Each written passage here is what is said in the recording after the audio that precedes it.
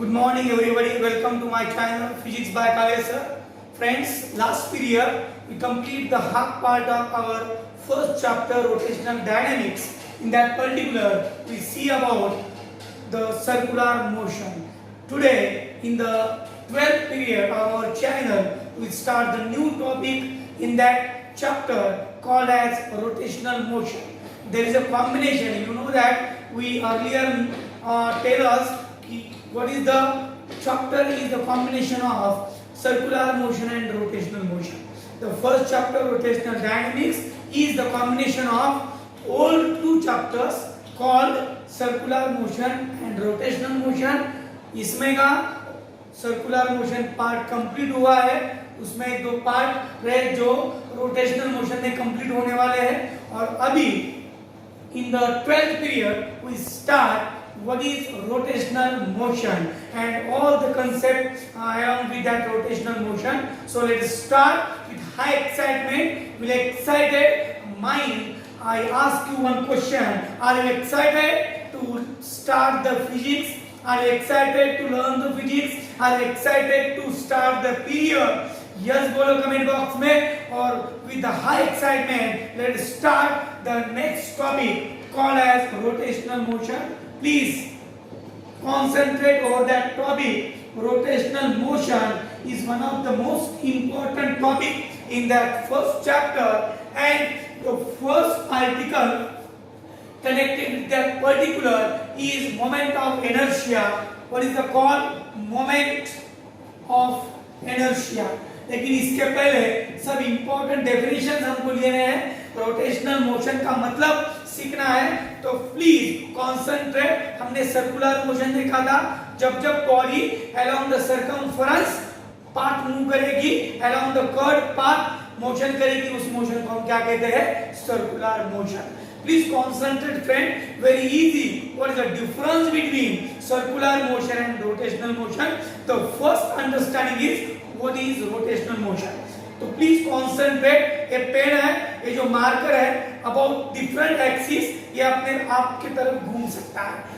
Please concentrate. जब मैं इसको ऐसे मूव करूंगा प्लीज कॉन्सेंट्रेट. इसका एक्सिस ये मेरा फिंगर है और इसके अबाउट ये पूरा पेन, ये पूरा मार्कर क्या हो रहा है? रोटेट हो रहा है. इस मोशन को आप रोटेशनल मोशन कहेंगे. When body is revolving about its axis, what is the axis? It is called as imaginary line which is passing through the body or out of the body. Any body can be revolved around an imaginary line called as axis of rotation. So suppose the finger is axis of rotation and that pen, that marker is rotating about its axis. This is called as rotational motion. अभी इस pen पे जो हर एक point है, suppose A B C D, ये point भी इस pen के साथ रोटेट हो रहे हैं, लेकिन इस हर एक पॉइंट का मोशन है सर्कुलर मोशन और पूरे पेन का मोशन है रोटेशनल मोशन. आपको समझ में आया होगा कि what is the difference between circular motion और रोटेशनल मोशन. जब बॉडी उसके एक्सिस के अबाउट पूरी रोटेट होती है about its own axis, that motion is called as rotational motion. And the points in that body, each and every point in that body which is revolving about that axis, that forms the circular motion. यानी ये pen जब इसके axis के about revolve होगा उसको कहेंगे rotational motion और इस पॉइंट पे, इस पेन पे जो हर एक पॉइंट है उस पॉइंट का मोशन है सर्कुलर मोशन. तो बॉडी जब अपने ओन एक्सिस के अबाउट, मैं अपना एग्जांपल दूंगा, अगर मैं अपने ओन एक्सिस के अबाउट ऐसे रिवॉल्व कर रहा हूं तो इसको बोलने का रोटेशनल मोशन. और इस रोटेशनल मोशन में जब my hand is rotating about that my own axis, लेकिन हैंड पे जो अलग अलग पॉइंट्स है उनका मोशन होगा सर्कुलर मोशन और मेरे बॉडी का मोशन होगा rotational motion. It is a difference between circular and rotational motion. So please concentrate. Now the important points about that rotational motion. The first point is what is this? What is mean by rigid body? Rigid body किसको कहते हैं? What is mean by rigid body? Number 2 is center of mass. Center of mass of body. Center of mass और rigid body, ये दो important definitions है। और उसके बाद हम अपना first article what is moment of inertia देखने वाले हैं। What is a rigid body? Rigid body क्या होती है? जो बॉडी एक्सटर्नल फोर्स की वजह से उसके जो एटम्स है उस बॉडी के, क्योंकि हमें मालूम है according to theory of matter each and every body is made up of atoms and molecules. Atoms और मॉलिक्यूल्स ने हमारे बॉडी को क्रिएट किया है।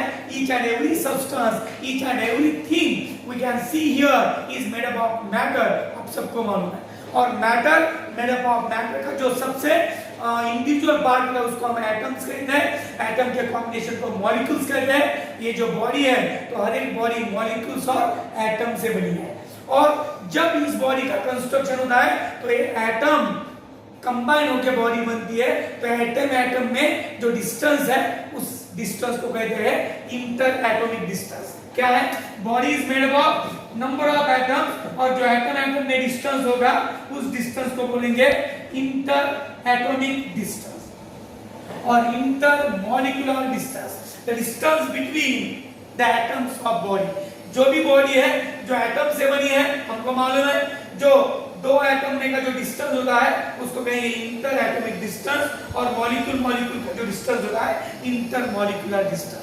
ये जो इंटर एटॉमिक और इंटर मॉलिक्यूलर डिस्टेंसेस है, ये distances due to external force change हो सकते हैं। अगर हमने इलास्टिक बॉडी ली, एक रबर बैंड लिया, उस पे फोर्स लगाया, उसकी लेंथ बढ़ेगी, यानी उसमें जो एटम्स है, मॉलिक्यूल्स है, उनमें का डिस्टेंस चेंज होगा। We can change the distance between two molecules, two atoms by using the external force. लेकिन rigid body वो होती है जो एक्सटर्नल फोर्स लगाने के बाद भी उसमें की जो एटम्स है उनका जो इंटर एटॉमिक डिस्टेंस है, इंटर मॉलिक्यूलर डिस्टेंस है, वो चेंज नहीं होता। तो रिजिड बॉडी की डेफिनेशन क्या है? The body in which inter atomic और inter molecular distances can not change due to external force. अगर हमने एक्सटर्नल फोर्स भी लगाया तो भी इंटर एटॉमिक और इंटर मॉलिक्यूलर डिस्टेंस चेंज नहीं होता। उस बॉडी को हम क्या कहते हैं? Rigid body. Each and every body is made up of particles called as molecules or atoms. You know that. और ये जो मॉलिक्यूल्स है और एटम्स है उनमें जो डिस्टेंस होता है उसको कहते हैं इंटर एटॉमिक और इंटर मॉलिक्यूलर डिस्टेंस। और ये डिस्टेंस अगर फोर्स लगाने के बाद भी नहीं चेंज होता तो उसको कहेंगे रिजिड बॉडी। ये एंगल है, suppose this is the angle, इसको हमने एक स्ट्रिंग अटैच की, उसको खींचा, उसमें जो इंटरमॉलिक्यूलर और इंटरएटॉमिक डिस्टेंस है वो चेंज नहीं होगा, तो इसको कहेंगे रिजिड बॉडी। और रिजिड बॉडी का मतलब क्या? जो बॉडी इंटरएटॉमिक और इंटरमॉलिक्यूलर डिस्टेंस को चेंज नहीं होने देती ड्यू टू एक्सटर्नल फोर्स, उसको कहते हैं rigid body. Any body is made up of atoms और एटम्स में जो डिस्टेंस है इंटरएटॉमिक डिस्टेंस, अगर ये बदलता नहीं है, अगर ये चेंज नहीं होता, रिमेन्स कांस्टेंट रहता है, इंटरएटॉमिक और इंटरमॉलिक्यूलर डिस्टेंसेस रिमेन्स कांस्टेंट दो external force is acting upon body. Body पे एक्सटर्नल फोर्स लगाने के बाद भी अगर इंटरएटॉमिक डिस्टेंस नहीं चेंज होता उस बॉडी को हम कहेंगे रिजिड बॉडी। उसका शेप एनी शेप की होती है body, any shape and size की, लेकिन it is made up of molecules, it is made up of particles, yes और नो। और उस पार्टिकल में का जो डिस्टेंस है ये नहीं चेंज होना, इसको बोलने का रिजिड बॉडी। अगर बॉडी का इंटरएटॉमिक डिस्टेंस चेंज नहीं होता उस बॉडी को कहेंगे rigid body. What is this? Rigid body. इसके बाद what is centre of mass? What is center of mass? मास सबको मालूम है, mass is existence of body. जो बॉडी एग्जिस्टेंस में है उसको मास होता है, यानी बॉडी है यानी मास है। अब ये बॉडी किससे बनी है? नंबर ऑफ एटम्स से, नंबर ऑफ मॉलिक्यूल्स से, नंबर ऑफ पार्टिकल्स से। तो इन सब पार्टिकल का जो मास है उनके कॉम्बिनेशन को हम बॉडी का मास कहते हैं, यस और नो।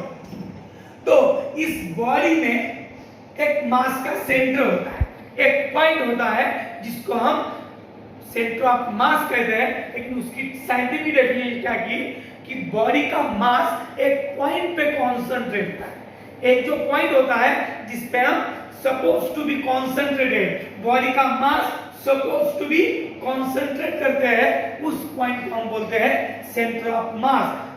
मैं रिपीट करता हूं definition, by scientifically we can define the center of mass. What the center of mass is? The point inside or outside the body. The point inside or outside the body at which total mass of the body is supposed to be concentrated. Body में एक ऐसा point है जो body के inside हो सकता है या आउटसाइड, जिस पे बॉडी का टोटल मास क्या होता है, कॉन्सेंट्रेट होता है, उसको कहेंगे हम सेंटर ऑफ मास। हर एक बॉडी को एक सेंटर ऑफ मास होता है। सेंटर ऑफ मास यानी ऐसा पॉइंट जिस पे बॉडी का टोटल मास क्या होता है, कॉन्सेंट्रेट होता है, ऐसा समझा जाता है। क्या बोलते हैं डेफिनेशन में? A point at which total mass of the body is supposed to be concentrated. The point at which total mass of the body is supposed to be concentrated is called as center of mass. Suppose a body है, so after the two definitions जो हमने अभी देखे, what is rigid body and what is the center of mass, आपको समझ में आया होगा। अगर नहीं आया तो कमेंट बॉक्स में लिखो, I will repeat in the next period। तो इसके बाद जो हमारा इंपॉर्टेंट आर्टिकल है जिसके हम देख रहे हैं, उसका टाइटल ज्यादा पहले टाइटल मोमेंट ऑफ इनर्शिया। तो फ्रेंड जब बॉडी रोटेट होती है, तो जब बॉडी रोटेशनल मोशन परफॉर्म करती है अबाउट इट्स एनी एक्सिस, क्योंकि एक बॉडी उसके अलग अलग एक्सिस के अबाउट घूम सकती है, उसका रोटेट होना it is depends upon different axis and that rotational motion is characterized by the very much important quantity called as moment of inertia. So first question, what is moment of inertia? What is its formula? What is its unit? What are the dimensions? This is the most important discussion. Today's period involve what is moment of inertia. तो अभी मैंने देखा कि जब body उसके different axis के about rotate होती है, तो उसके जो पॉइंट्स होते हैं वो सर्कुलर मोशन करते हैं अबाउट द एक्सिस। तो एक्सिस ऑफ रोटेशन का मतलब an imaginary line about which body can rotate is called as rotational motion. ये जो पेन है, ये pen about its different axis, अगर एक्सिस यहाँ होगा तो भी घूमेगा, यहाँ होगा तो भी घूमेगा, यहाँ से अंदर जाता है, ये भी रोटेशनल मोशन है। तो एक body about different axis rotate हो सकती है, लेकिन उसका रोटेशन कैसा होगा, the rotational motion of that body depends upon the moment of inertia, और moment of inertia is also depends upon rotational dynamics और rotational axis। जिस एक्सिस के अबाउट बॉडी रोटेट होगी उस एक्सिस पे डिपेंड होके moment of inertia of that body change होता है। तो firstly what is moment of inertia? तो कॉन्सेंट्रेट, सपोज एक बॉडी है एनी साइज और शेप की, और उसका एक एक्सिस जिसके अबाउट ये बॉडी रोटेट हो रही है, what is that? Consideration is here a body of any shape and size which is rotating about an axis xy।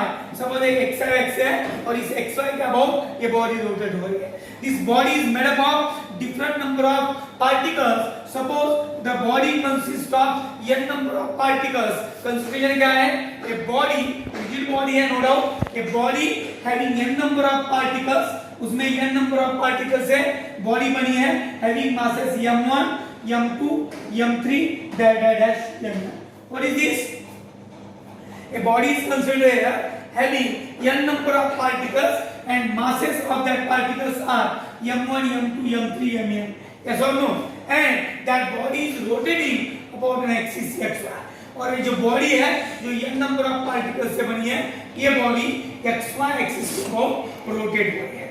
Suppose this is the body having n number of particles, I write here 4 dots only, m1 m2 m3 and mn। What is this? m3 के बाद direct मैंने mn लिखा।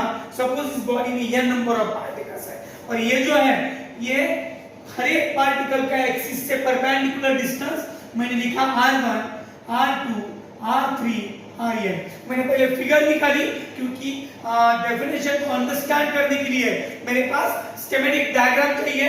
एक body है जिसमें n number of particles है जिनके masses m1 m2 m3 mn है, और इस हर एक पार्टिकल का perpendicular distance about xy axis. What is xy axis? It is axis of rotation. इसके अबाउट बॉडी घूम रही है, इसके about body rotational motion perform कर रही है। उस एक्सिस से हर एक पार्टिकल का परपेंडिकुलर डिस्टेंस मैंने यहाँ लिखा है r1, r2, r3, rn be the perpendicular distances of these all particles from axis of rotation.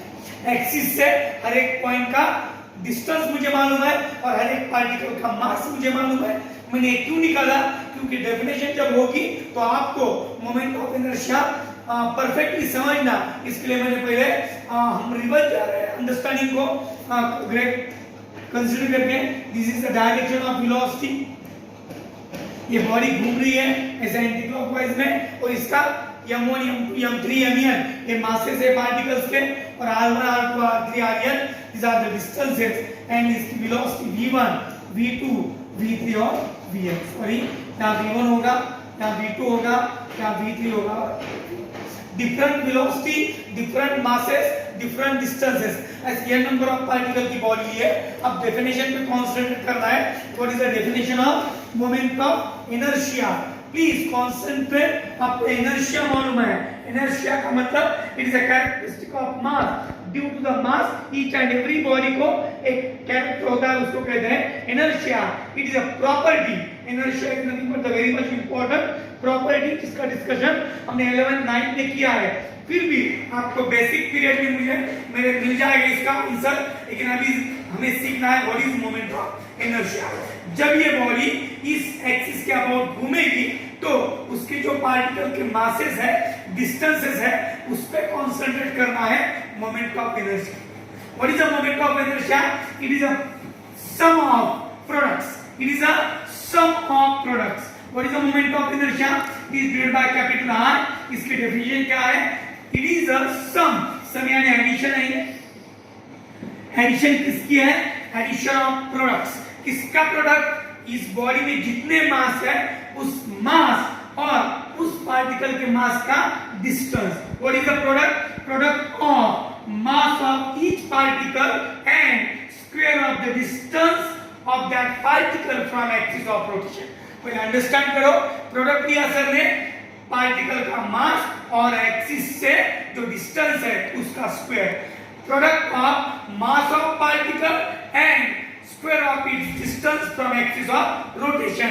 ये होगा एक पार्टिकल का मास और डिस्टेंस का प्रोडक्ट। ऐसे जितने पार्टिकल है बॉडी में उन सब पार्टिकल के मास और डिस्टेंस स्क्वायर का प्रोडक्ट करो और उनका एडिशन करो। What is this? It is a sum of product of mass of each particle and square of its perpendicular distance from axis of rotation.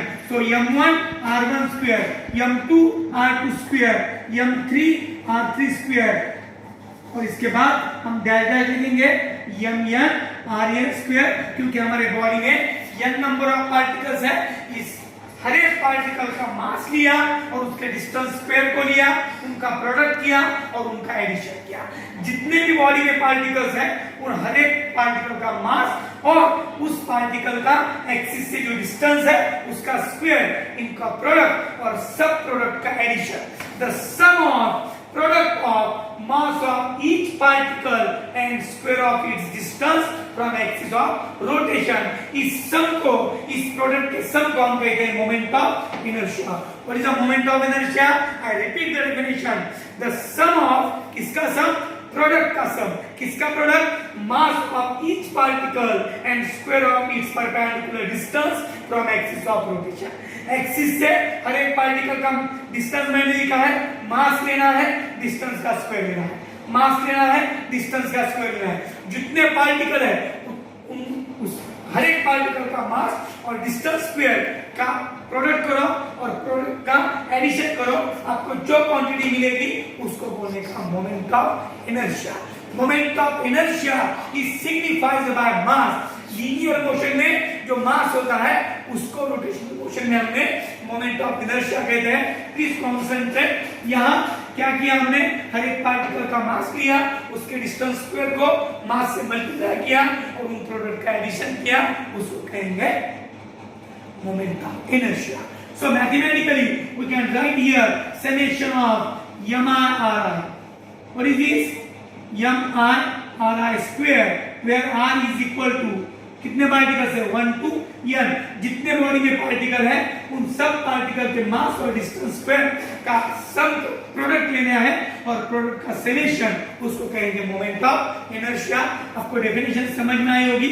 What is the moment of inertia? हां, it is the sum of product of mass of each particle and square of its perpendicular distance from axis of rotation. अभी इस body में जो particles है n number of particles है, लेकिन कभी कभी अगर बॉडी कंटिन्यू है, बॉडी पूरी रिजिड है, कंटिन्यू बॉडी है, having large number of tiny particles, if body contains what? large number of tiny particles, अगर बॉडी में बहुत ज्यादा टाइनी पार्टिकल्स है, हम गिन नहीं सकते, तो इसी मोमेंट ऑफ इनर्शिया को हम इंटीग्रेशन साइन में लिखते हैं। What is this? I is equal to integration of m r square dm. What is this r square dm? dm का मतलब जो टाइनी पार्टिकल है, हर टाइनी पार्टिकल का मास सेम लेना है dm, और हर एक का डिस्टेंस, एवरेज डिस्टेंस एक्सिस से r लेना है, और डिस्टेंस स्क्वायर इनटू मास या मास इनटू डिस्टेंस स्क्वायर, ये होगा एक पार्टिकल का मोमेंट ऑफ इनर्शिया। लेकिन उसका हमने क्या किया है? इंटीग्रेशन। जितने पार्टिकल्स है बॉडी में उन सब पार्टिकल का मास और डिस्टेंस स्क्वायर का प्रोडक्ट और उसका इंटीग्रेशन लेना है, आपको मिलेगा moment of inertia. It is the initial understanding, basic understanding of moment of inertia. तो मोमेंट ऑफ इनर्शिया में कौन से बेसिक दो कंपोनेंट है? It is the mass and it is the distance. Mass of particle and distance of that particle from axis of rotation। से axis of rotation क्या define करता है? axis of rotation आपके पार्टिकल का distance cover करता है। अगर axis change हुआ तो डिस्टेंस चेंज होगा, और डिस्टेंस चेंज होने के बाद मोमेंट ऑफ इनर्शिया भी चेंज होगा। तो please concentrate, what is the moment of inertia? It is the sum of product of mass of each particle and square of its distance from axis of rotation। और अगर body में बहुत ज्यादा tiny particles है, large number of infinite number of tiny particles है, तो आप क्या करेंगे? एक पार्टिकल का मोमेंट ऑफ इनर्शिया निकालो dm into r square और उसका इंटीग्रेशन करो, आपको मिलेगा moment of inertia of that continuous body. तो ये हो गया understanding of moment of inertia. अभी फार्मूले को कंसीडर किया तो हम यूनिट को देख सकते हैं। What is the unit of moment of inertia?